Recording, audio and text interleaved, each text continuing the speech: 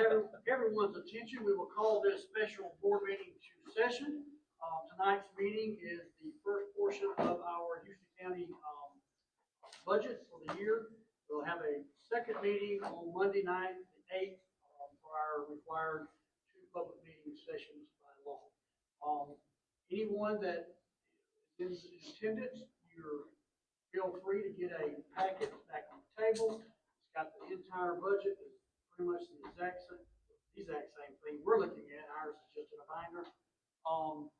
And there's also a spot in there where if you have questions or anything that you want to submit, you can fill that out and submit those as well. We welcome everybody here tonight. We've got a few new faces in the crowd. I welcome Mr. Shoup, our Houston County Commissioner, and everyone else is. This is usually not a big turnout, so we're busting the seams with what we got. 7, so we're doing good. But again, we do appreciate you being here. It will probably take about an hour. Take that long? 20 minutes. 30 minutes. You don't have any money, it don't take long to talk about it. Yes, I have any questions. Okay. All right. So tonight's meeting will be a little more in depth than the Monday night meeting. We kind of did a condensed version on Monday night. But again, we welcome everybody here. And we do call this meeting to order, and we do have a quorum present. Lester is make it tonight, but he'll be here. At this time, if everybody please stand. We'll have our prayer by Mr. Kelly, followed by our pledge by Mr. Long. Let's pray. Father, we thank you for your grace, your mercy, and we praise you for all you do, for all the blessings that we have. We ask for blessings and continued blessings of our schools, our staff, the safety of our schools, our staff, students. And we'll always give you the praise and glory and honor for that. Just be with us now as we go through this meeting tonight. Give us wisdom and discernment to make proper decisions, correct decisions, and decisions that students have asked for. Amen. Pledge allegiance to the flag of the United States of America and to the republic for which it stands, one nation, under God, indivisible, with liberty and justice for all.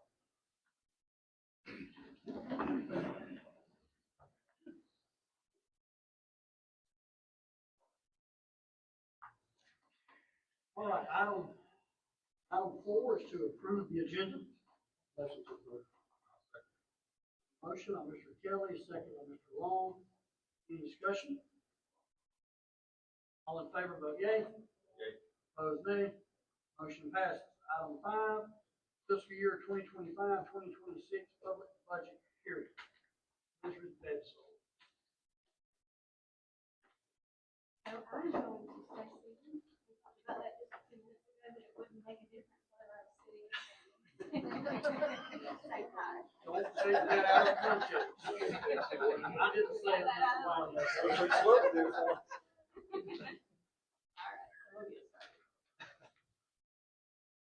So as Mr. Wade said earlier, we do have 2 required hearings, one tonight, one Monday night. This is to provide transparency and public input.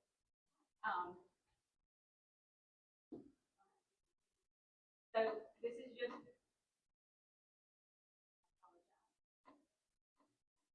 I know y'all are thinking I can't count, but these are the slide numbers.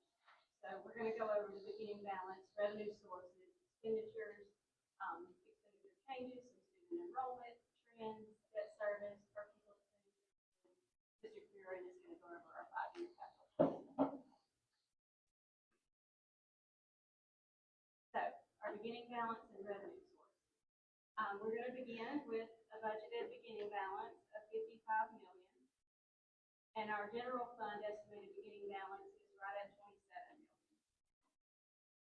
Revenue sources are budgeted at $93 million, and our foundation program makes up $62.3 million of that, and that includes our required match. So our property tax that goes into that to make up the match that's required is also a part of that $62 million.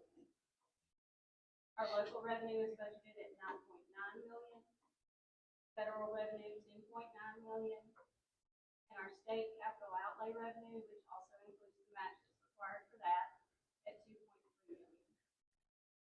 So our beginning balance plus revenue will start with 148.3 million. I know that sounds like a lot, but it does take a lot to run our school system.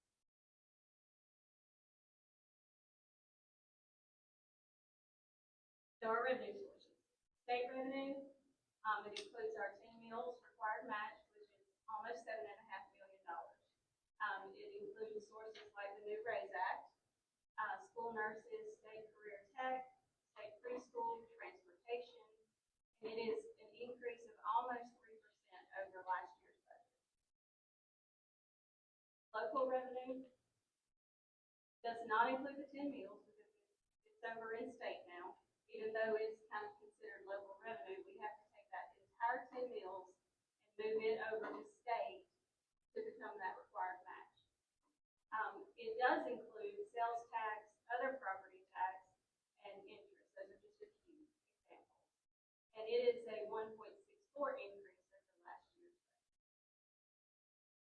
Federal revenue. Our federal revenue sources include IDEA for special education, Title I, Title II. Title I money helps our schools do some extra things, some supplemental things that they wouldn't be able to do otherwise. Title II helps with professional development for our teachers. Title III is for our EL students, our English learners. Title IV is safe and drug-free, that helps with security in our schools. And then the child nutrition program is also under federal revenue. The federal revenue sources decreased by almost 9% compared to last year's budget.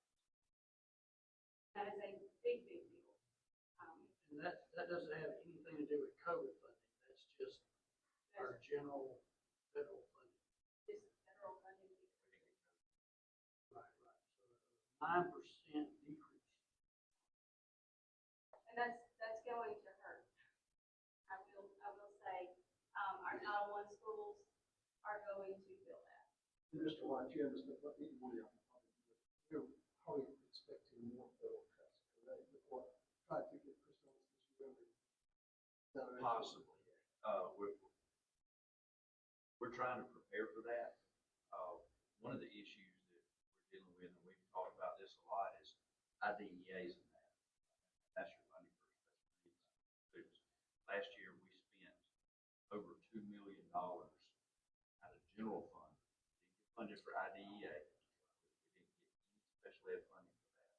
We're expecting that to increase while the funding decreases. That $2 million come out of the local funding of $9 million. From our local funding, it's at $9 million, then we're down to 7. So you're looking at 20 to 25% of the money we have that is somewhat flexible, all went to special ed. We're required. Have we ever get any funding? We get the IDA funding, and we get a few grants, but that was included in that. So if you have some high needs, you can apply for some grants, but most of those grants are $50,000. Some of them. That's what I'm about to share. It's not. In the grand scheme of things, they're just kind of. It helps, but it all in. The RAISE Act is supposed to help with that. It helped a little bit this year. The RAISE Act helped. Losing the IDEA funding hurt. For the RAISE Act, we're seeing it was a little easier to budget. But we're kind of in unknown, so that's why we're trying to prepare. I will say that it didn't allow for additional funding for extra things that we have to do. So like the services that we provide, OT, PT, behavior analyst, all of those extra services, I still have to budget those out of local funds. So the RAISE Act really helped with the personnel, salaries and benefits, which is what IDEA covers. And the growth of those services needs, I'm probably wording this wrong, is growing every year like it is. And our, back to your local funds, you said the 1.6% increase. Actually, sales tax. That's really all that's there. That's So we've got 1.6% increase in Oh. sales tax. A 1.6% increase of 7 and a 9% decrease of 17. Is that correct? Federal, Yes. about 17 million. So the larger sum got a huge cut, and the smaller sum got a very small increase. Now, keep in mind that local revenue sources are, they can fluctuate, but that is something that I look at the trend. And I'm very conservative with how I budget local revenue.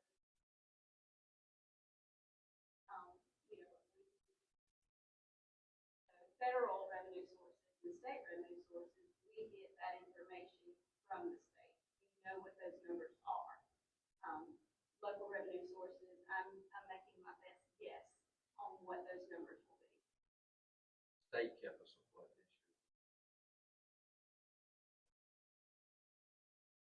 But 8, 7 years. Now, part of that 2.8% increase has to do with increasing benefits. Insurance and retirement does increase. And we're expecting a huge, we heard it at a conference or somewhere, next year with PIVA coming in, they're coming back next They year. are. Selection. Yes, sir. Selection years.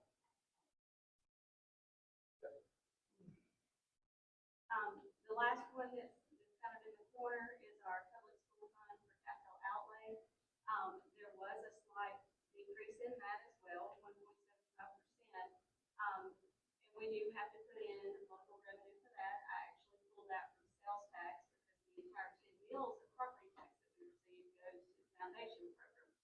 So there's $277,000 that is budgeted from sales tax for the capital outlay match, and 100% of those funds are used.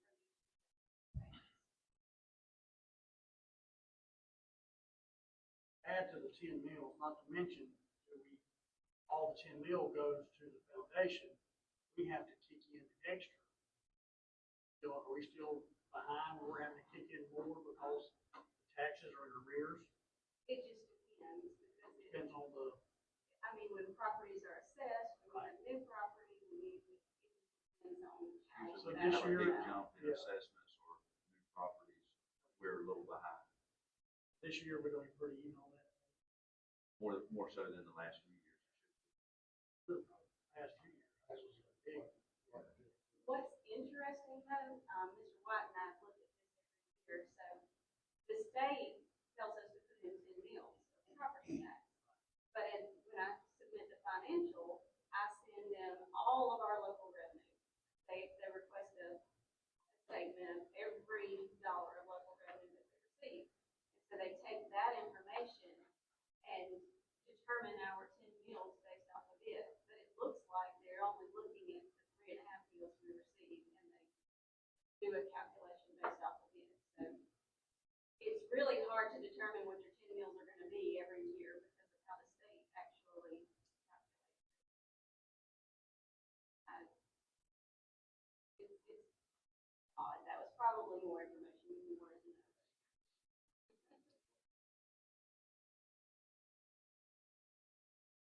All right, so revenue year-to-year comparison.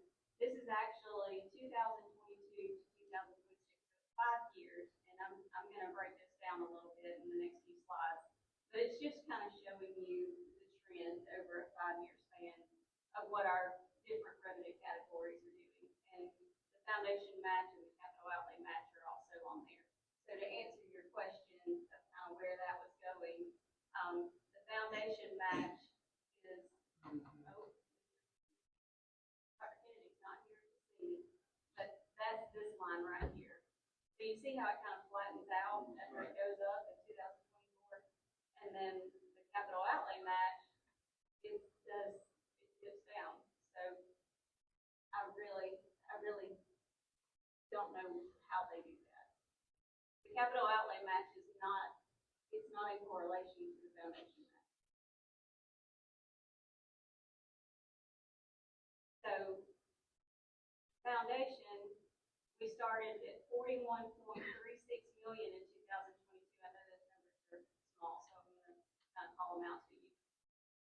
So the blue line, you can see, went from 41.36 million to 2026, 54.84 million. So just kind of showing you where the revenue has gone in 5 years. And most of that is on salaries when they just. And our local revenue, 6.11 million to 9.9 million. And the foundation match that I just mentioned, 2022 it was 5.9 million, and now they're requiring 7.46.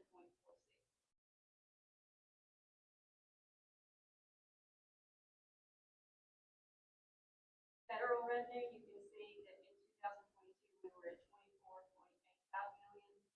Of course, we had a lot of the ESSER money in there. And then now we're at 10.9. Capital outlay, you can see that that's pretty flat. In 2022, 1.7 million, and then 2026, we're right at 2 million. Our fleet renewal, same thing. They haven't changed that number they haven't moved that number very much, per bus in years. So you can see that hasn't changed much. Fleet renewal, this money is used to pay back our debt on our buses. So we have a tremendous amount of bus debt, but we get $636,000 to pay that back. It doesn't even out.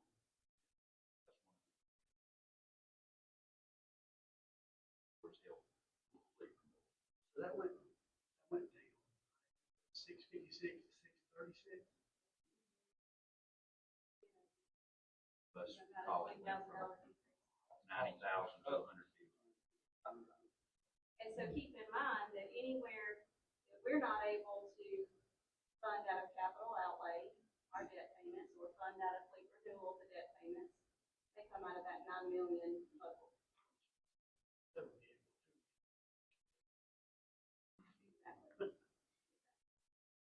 And then the capital outlay match, you see that it was 267 in 22, and now it's 277,000 in 26.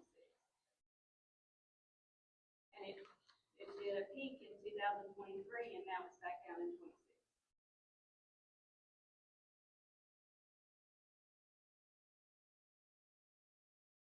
So budgeted expenditures, this is expenditures by category, the major categories. We're not breaking it down into special ed or different departments. This is just major categories.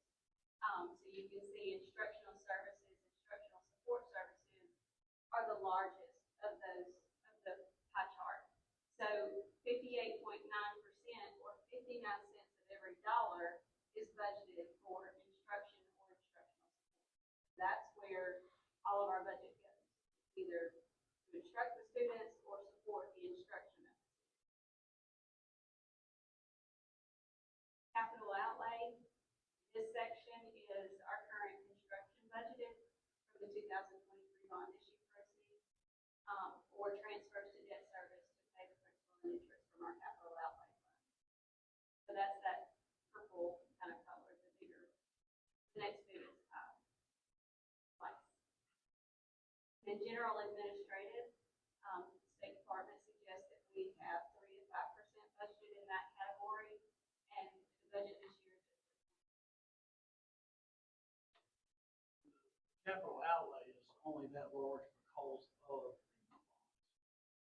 Normally, it's a very small percentage due to the bonds that we take. What term did we get on our bonds? I know I'm not asking rate, I'm asking years, because interest rates look like they're fixing to drop. Bonds, you know, So we'll go over that. I got you. Sorry. We got a debt service slide.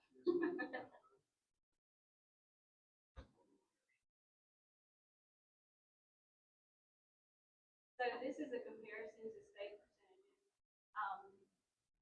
If you'll notice the darker green column here,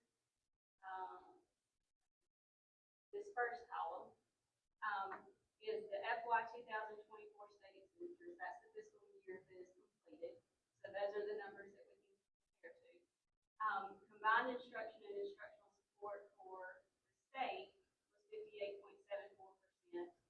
Not combined. Administrative services were 4.36%.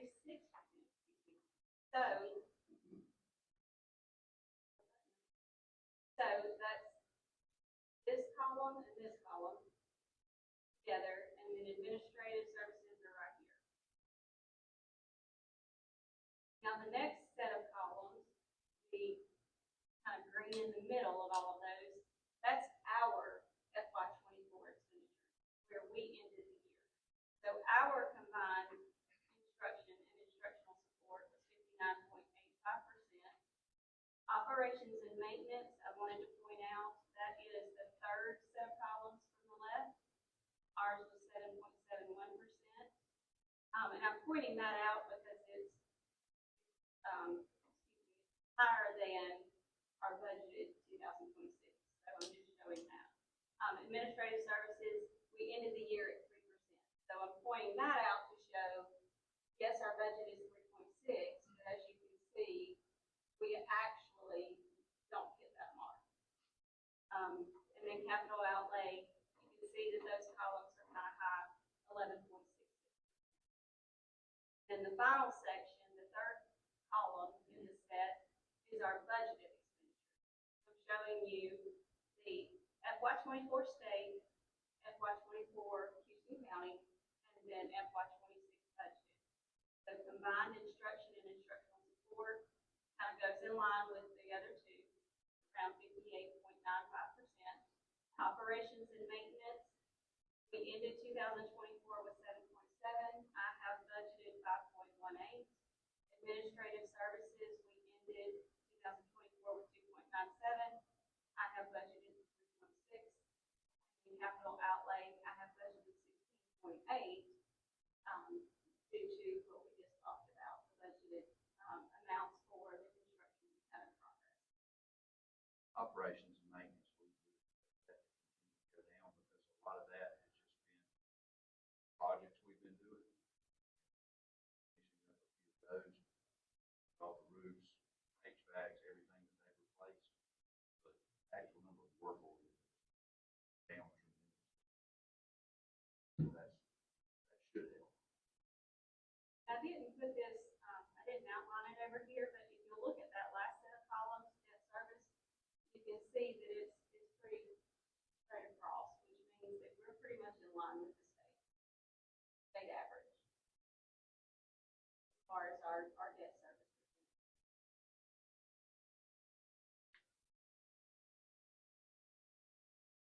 So reasons for expenditures increases and decreases. Like I said earlier, retirement did increase.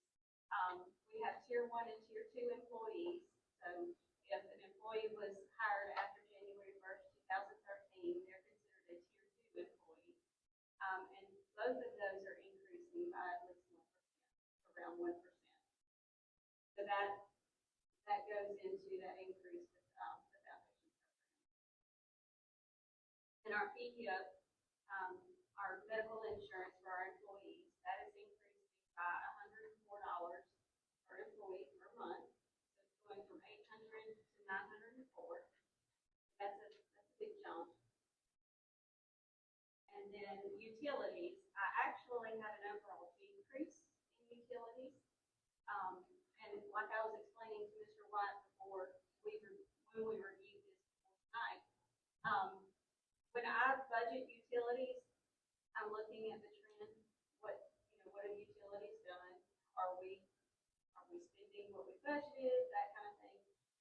And I didn't see a need to budget a huge amount in utilities compared to so it ended up being $175,000 less than.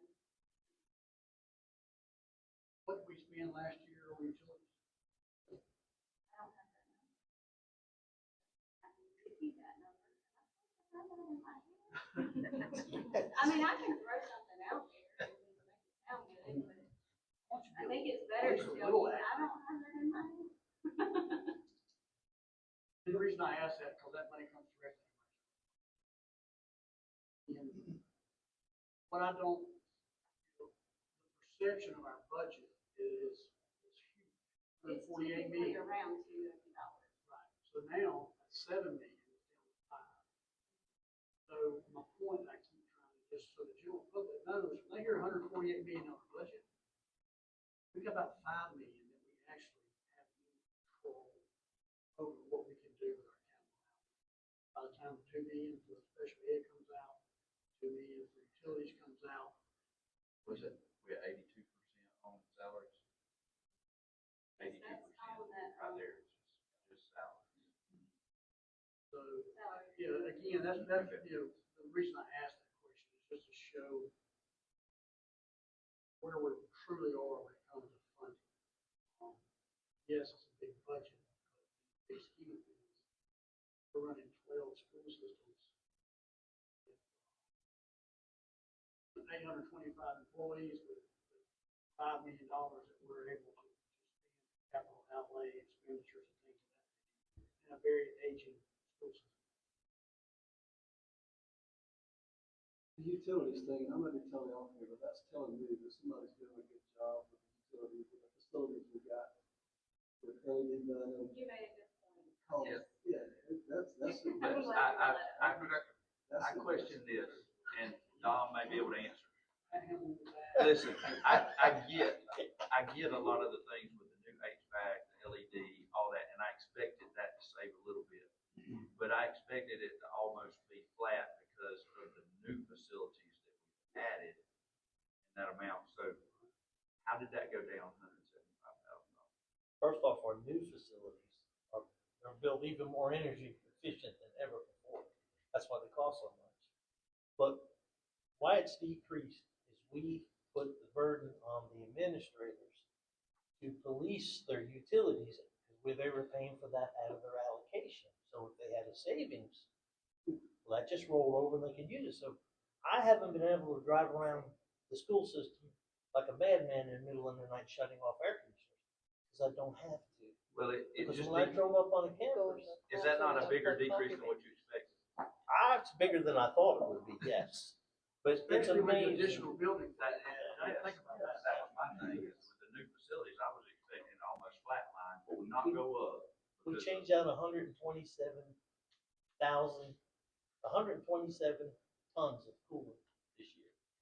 So versus these older units that we're replacing, well, it's a given, they're all energy efficient. Oh, yeah. But we've moved, I guess that's got to be the big, well, it's huge. Yeah. I mean, I use my own home for experience. I went from 14 SEER unit to 22 SEER unit. My power bill dropped $100 a month. in commercial units, they don't really give you a SEER rating, but they're gonna be more energy efficient than the last ones. So right there, that's a big saving, especially when you have, I'm gonna just shoot it out, and we keep adding air conditioners. We have about 3,200 individual operating air conditioning systems right now. That's how many we have running at this moment. So how much did we spend on utilities last year? As the board will tell you, and everybody in this room, when it comes to money, You're throwing I'm not the numbers guy out. that- I'm thinking you could throw that number out.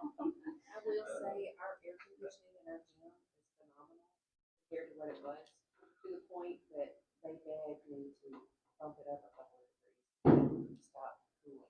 It's so efficient. So that, and we also upped that to gas heat, so you're gonna see that on the end. I know we're increasing what we spend on natural gas, but we have to remember every year they pay us back. It's still 30 cents on the dollar. I don't know if it's that much, what we get, about 15? Yeah. It's between 13 and 15. I don't think it's that much, I don't think it's 30 cents on the dollar, but we got about, check, about 15 grand. And it's paid back, plus these bigger units are more efficient when you operate them, right? Especially on heat, on natural gas. You know, everything we've had has been heat pumps over the years.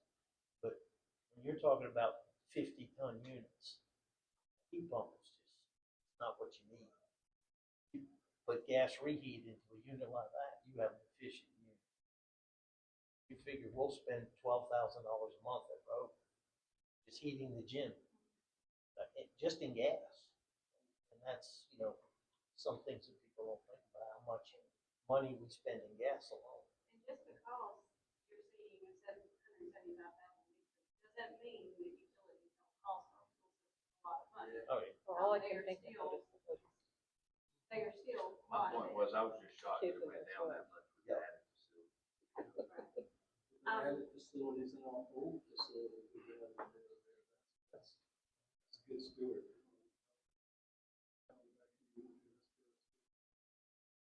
So the last one, the last circle there is just saying that we did add some additional employees.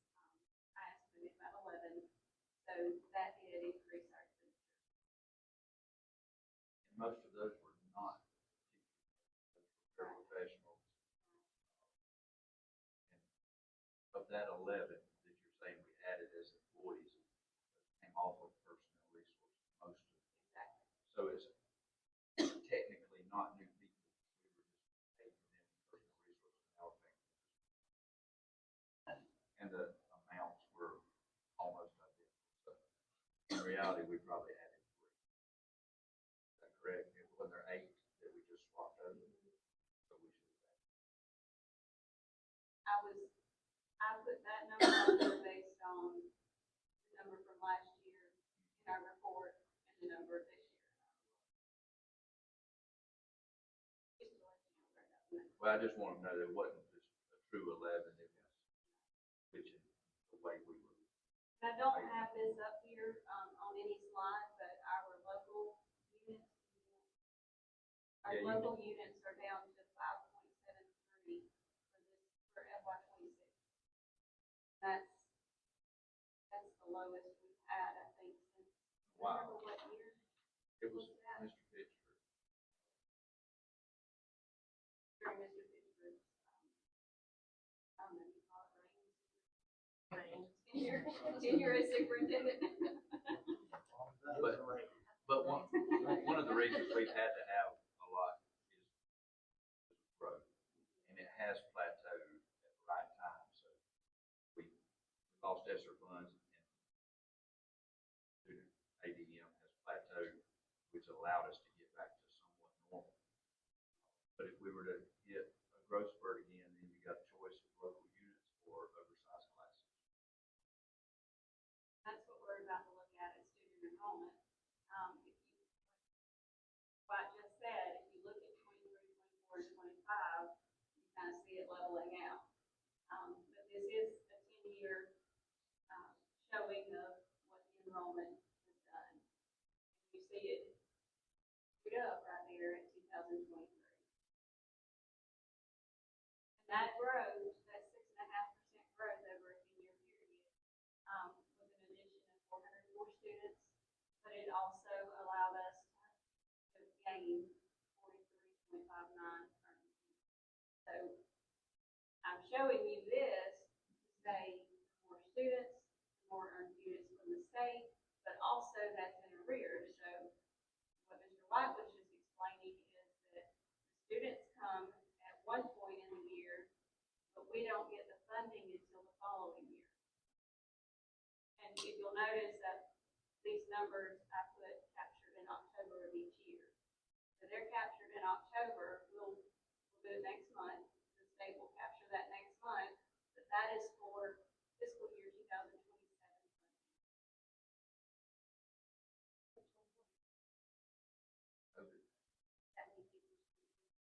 We don't know where they were. Nobody knew where they were. It happened statewide. It happened nationwide. That wouldn't be virtual, that would just be They were not, we're enrolled. we don't know where they were. But again, some of Like, those- nobody was keeping track, not even in Colorado. some of those increases, if you manage that with your year and a half of arrears, it's pretty good. Somebody's doing pretty good work. And we were very fortunate to have ESSER funds Yes. to be able to do that at that time. So that helped us tremendously make it through, because if we'd not had that and we'd had that much growth, we'd be hurt right now. And I will say we've heard stories of other schools like we planned. And they didn't come out on top. And I'm gonna tell you what now, program has helped us with those years as well, because the high school students, it's a program. So with the number of students they have, if you had that number of students in a regular school, you would have a lot more teachers than what they have. So that helped us be able to put some of those local units out of school where. My current enrollment's 233 kids. I got 83 seniors.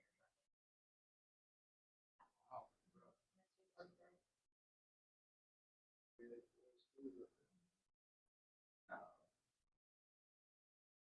That's 233. Columbia's got 307, 312. Come out and see. Oh, just in seniors? 83 Yeah. seniors. Of course, the classification doesn't count. 9 through 11.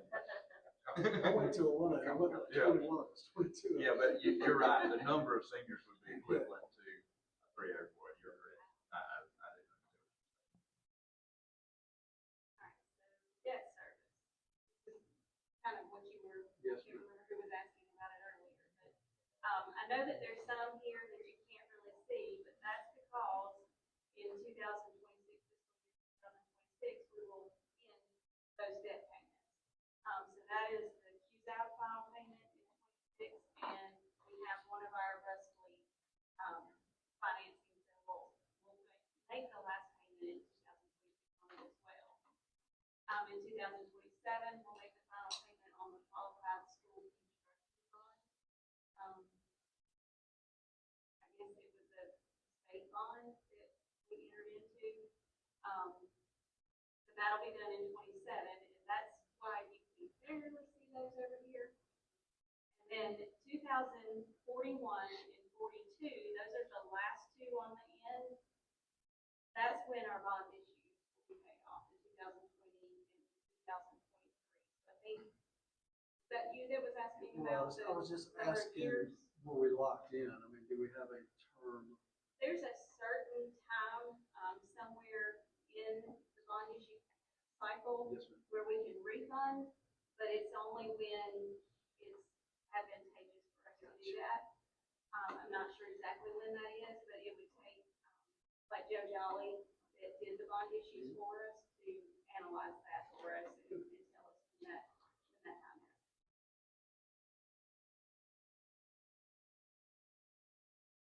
So there's always- But then it also, funds maturing, that has to fall into place just right to, and that's not my world, so I don't know all the details there, that's why they didn't talk to me about time. Anyway, so you can see that our 2016 bond issue has a little bit more time. FY 28 is when it will be paid off. You can see I have the years there in parentheses, and each one of those will be paid off. The 2024 bus fleet is 2030, 2017 bond issue 31, 2025 bus fleet is 32, and then 41 and 42. 41 and 42. I just said those years, are y'all like, I'm doing that. I'm not even sure I'll be in this position after 42. All my kids watch them graduate. So our total debt service payments for fiscal year 2026 is $4.69 million. That's principal plus interest. And then we've invested our bond issue proceeds and received interest on those investments. And I just wanted to point out that since February of 2021, we've received $2.6 million on those investments. So that's tremendous.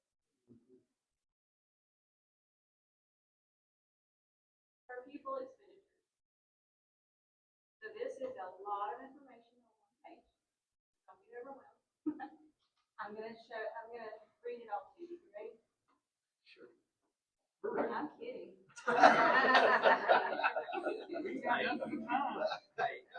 I do want to mention here, I asked Ms. Fiscal to put like the feeder schools together, especially the ones that share a campus. Because that's a little hard to determine, like when you see Ashford High and Ashford Middle, and we see that 12 and that 9, I kind of look at that and average it a little bit. I'm sure the high school's a little bit higher because of some of their expenses, but it's probably not that much.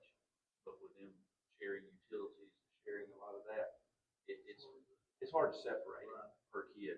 So that's why I asked her to put the ones that share a campus together like that, so that you can look at it and it's almost impossible to get that exact number. Now, Webb and Houston County and being separate, that's pretty accurate. What's the state average, 75 or 85? We're around that.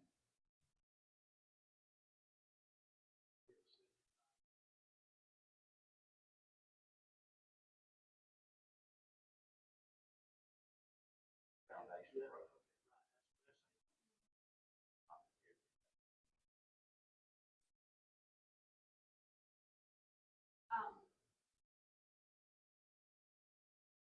Per minute, or- but It's you in can our see- handout. It was, Yeah, it's in the handout. it's not, We can send them a copy of this. this particular slide. Just,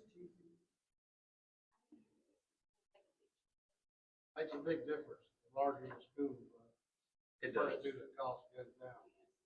Yes, you can see that the ADM And for Hogan High School, then when you even average them together, you're at 9,400. what happens there is you're able to even out classes the larger the school. You have some of the smaller schools where you might have a class that you have to offer. You might only have 10 kids take, but it's a class you have to offer. Somewhere like Rehoboth, you're not going to have that. But at the same time, take Webb, for instance, there was times where we had some classes that were just overloaded. You don't end up having that at Rehoboth either, because when you add a teacher or take one away, you only change it by 2 classes. And you add or take away at Webb where you only got 3 classes or 2 to 4, it may change it by 8 kids. So it's hard to. You gotta, everything we've been talking about, you gotta do it, you gotta air conditioning, you gotta, no matter how big the school is, how many kids there, you still gotta. So overall, for every student that we have, $2,248 on each one. Or budget that much for each one. Really, that's somewhat inaccurate because we have students that have needs than others.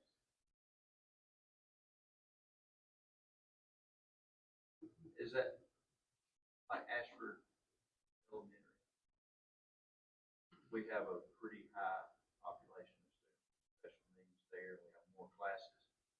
So that might tell us a little bit about why it's as high as it is compared to Rehoboth. That's the cost that concerns me. We're not talking about it. We'll get out of hand. And that might be why Ashford High School is as high as it is too, because those schools are big enough that when you walk in, you don't see very small classes. I broke it down, I think that's part of what we would say. Like if you took that off the top of the budget, the IDA, is that what you were calling it? If you took the IDA just out to try to separate the, you think you'd see a major difference? Oh, you see it. And then our problem is those IDA doesn't cover it, so you. Right, and you're still required to cover it. Whether they fund it or not, you gotta figure out.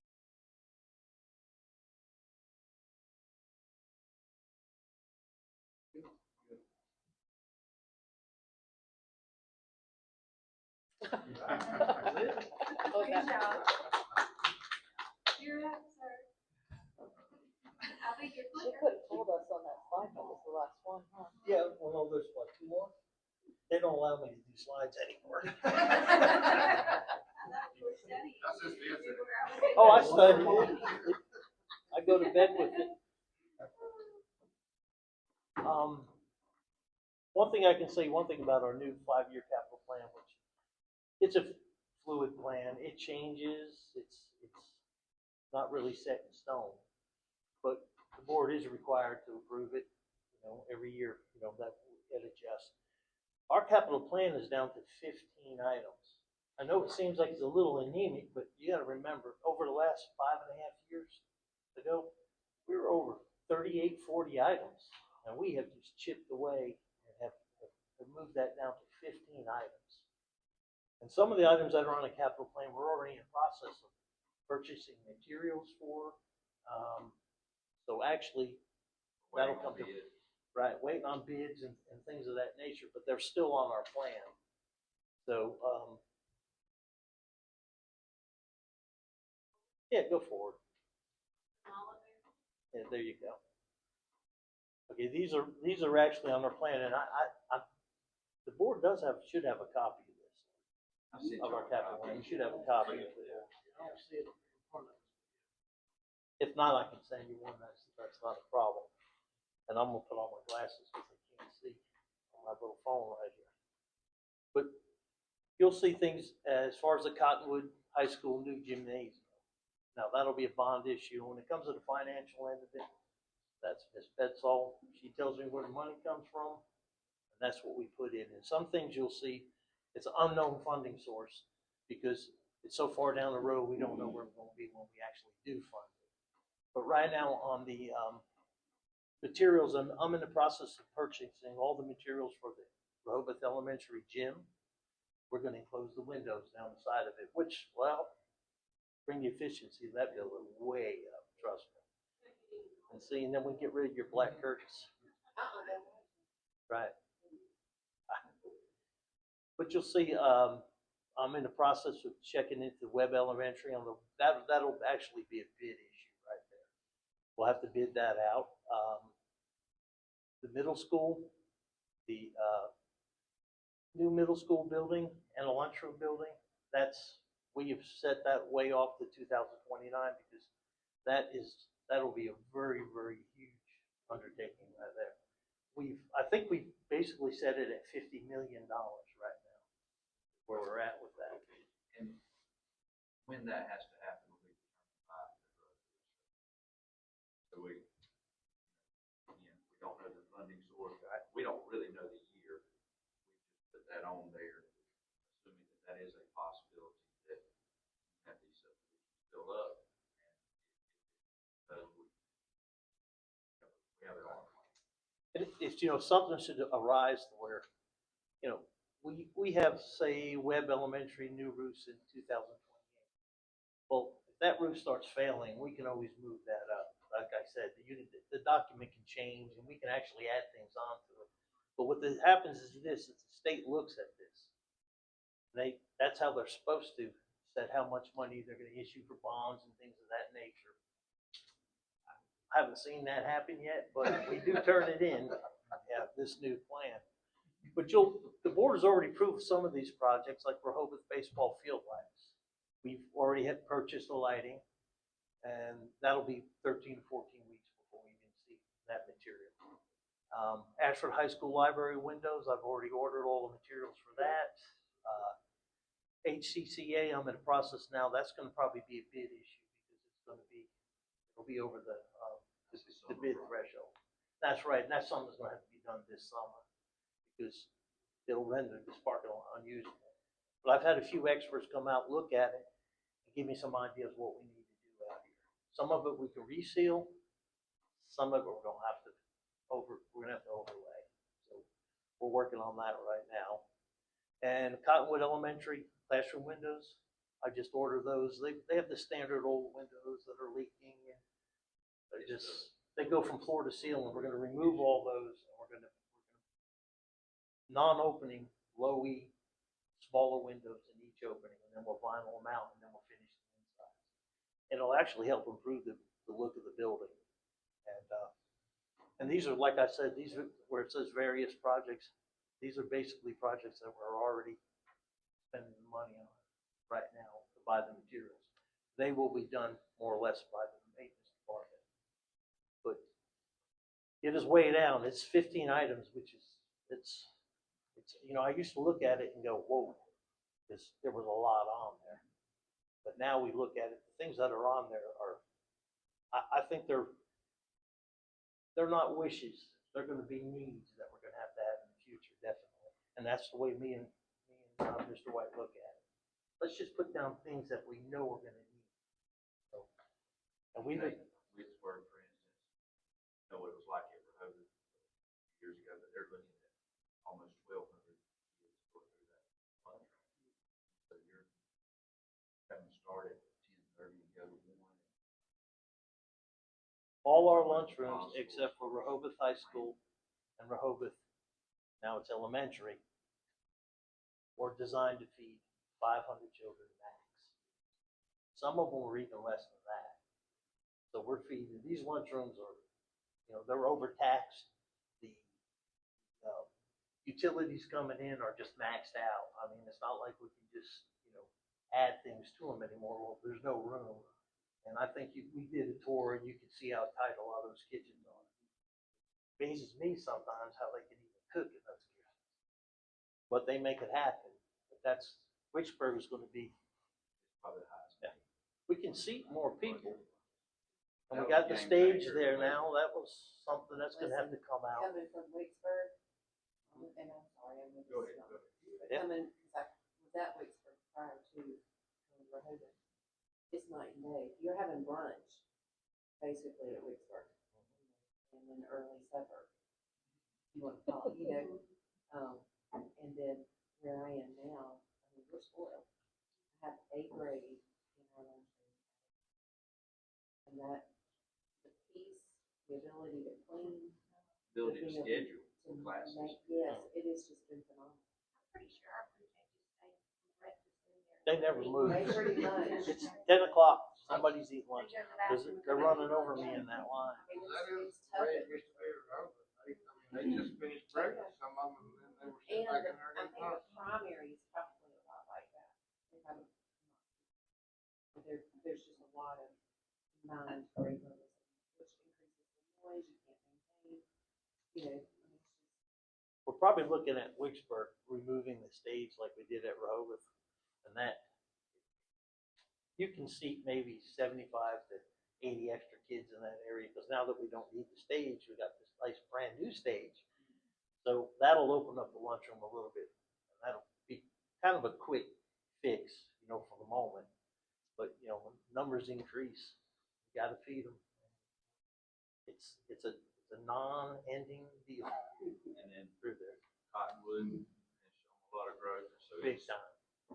not in as high need as compared to We, at the high school. It's right behind them. And it being high school and middle, they're looking at about 700.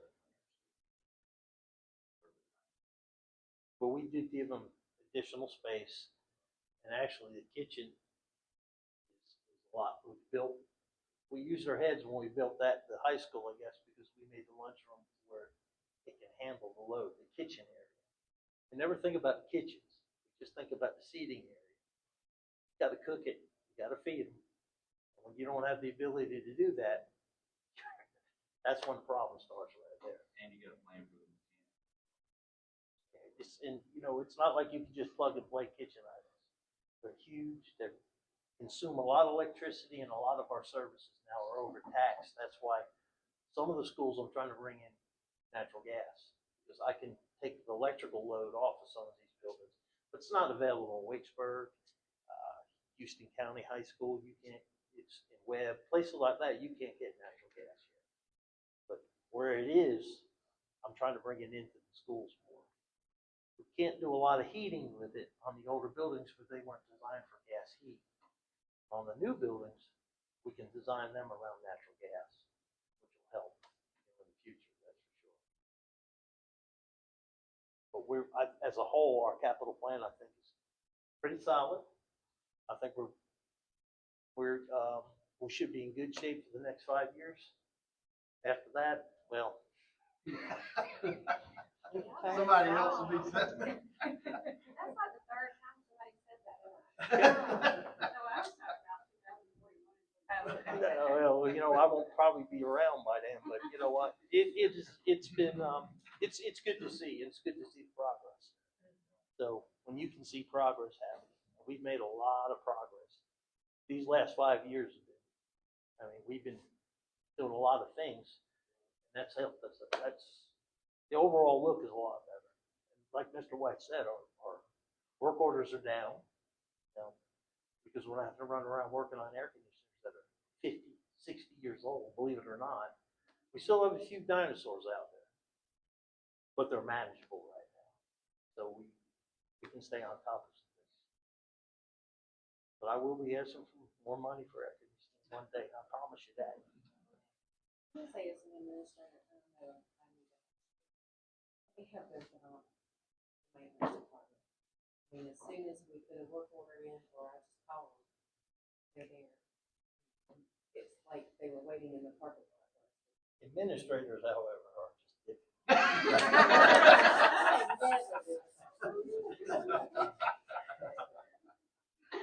I'm not pointing any fingers. We have no, and I try to tell everybody this, we don't care about doing the work. We do the work, it doesn't matter. There's just some things we can do and some things we can't do because we are bound by, law, safety, money, things of that nature. So, that's why I try to tell everybody, we do what we can do. So, I was just gonna ask, just to update, I'm gonna do this for high school week. that's going out to bid in week after next, or we have a pre-bid meeting, Pre-bid meeting. and then it'll be released for bid. Yeah. We are that close. That's Oh, right. yeah. We're there. And we're working Cottonwood right I got now, is the still at the final State plans Department. fixed.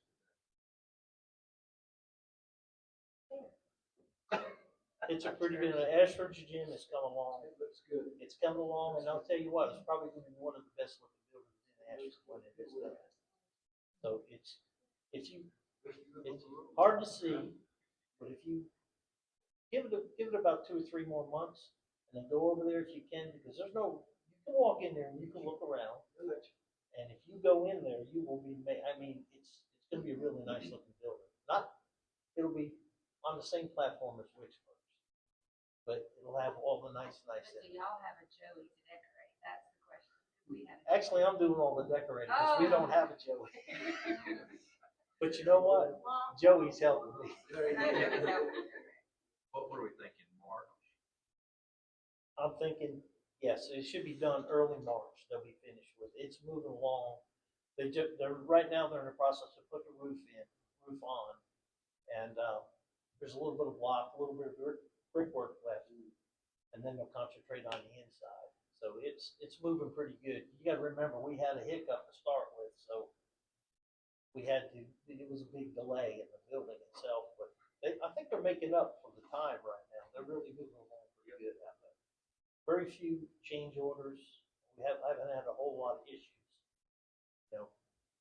problems. They all arise in construction, you're gonna have problems. We're looking at Cottonwood Gym going out to bid in November. I think November, but that'll be a project we won't be able to start till after football season. Because that's gonna affect that football field, the drainage and things of that nature. So that'll probably start right after football season. Things That's fall the in same place. design on all three. Cottonwood's gym is not gonna have classrooms on it. Okay? Ashford's has classrooms. Yeah. Wicksburg's has a stage Stage. and no classrooms. Cottonwood. There's not enough room to put classrooms and things, but it'll be a big gym. It'll have a big building envelope, that's for sure. It'll look good down there, something that they really do need. It's gonna be just like Ashford's without the classroom. I think we're moving the seating up from 500 to, I think we're gonna be ringing a bell right at 700. 698, which is a big increase, so. Absolutely nothing to do with budget, but we're getting good feedback, comments, community, gym, and the concession stand. Thank you. We finally got the plat up for the Shirleys, and, it wasn't what I initially wanted. It says what we want it to say, but I was supposed to get it etched thing, but their machine went out. Yeah. And they basically refunded a lot of our money and just sent that one out, which I think, it looks good. So we hung that, yesterday. So we got plaqued up, Their game against, Pike County will yeah, that's right. and he's out of town this week. That's a good comment, good comment. Appreciate it. Wicksburg, great. You did it. Ribbon cutting, huh? Wicksburg is a complete makeover out there, and it's nice to see. Not that I will graduate to Wicksburg. I'm glad we had that parking this year because they weren't gonna let us park. Yep. On the other side. That'd be rough. That was Mr. Cox's baby, and every day, he's saying me, what about Wicksburg, Don? But it's good to see that came to fruition out there.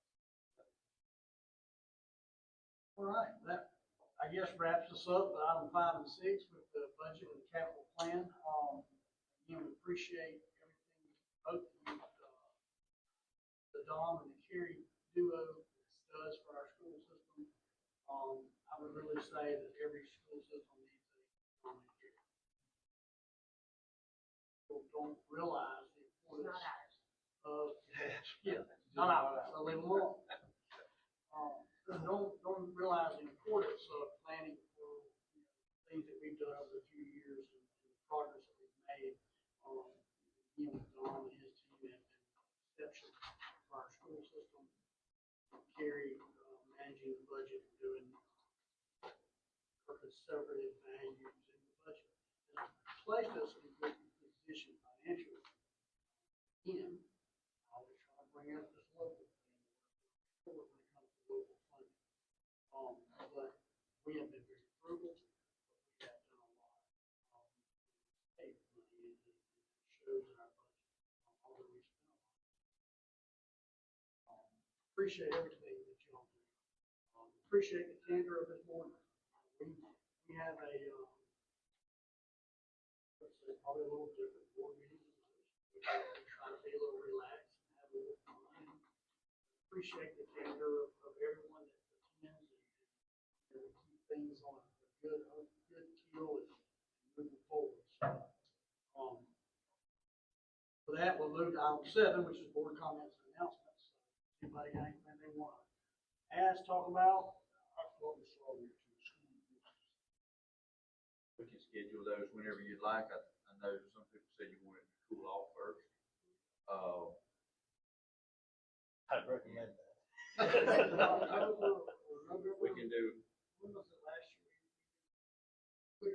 if we could do 1st of November, that'd probably help me. We're pretty swamped right now. Quite a few things, and then we've got fall break 1 week, and the next week I have to be at the SSA conference, which they could take you around without me. That doesn't matter. So I got 2 weeks gone there in October. So if we could do it in October, 1st of November, that would probably be best for me. I think it's about the time we try to do this. We just need to start on the west side this year. I'm open. But again, if y'all want to do it the week I'm gone or something, I know. It's only Ms. 2 Thomas months. could take you on. It's only 2 months away. Here for the Lord. We'll shoot Should- for the should 1st have- of November timeframe. Should have you with us. And you'll be a little closer on, Ashford, you'll start seeing some done. And probably roughing ground.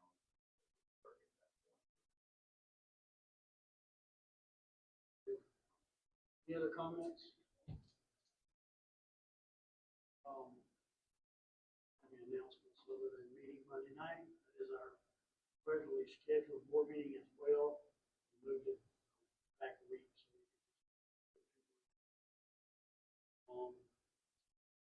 So announcements anybody can think of?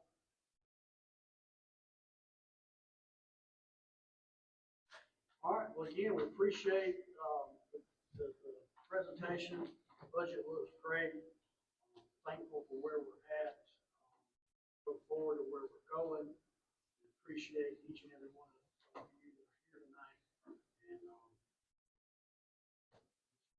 doing what we do, and we'll make the right decision. With that said, it brings us to our last item. Item 8, to adjourn. Do I have a motion on Mr. Jeff, second by Mr. Lester's not here.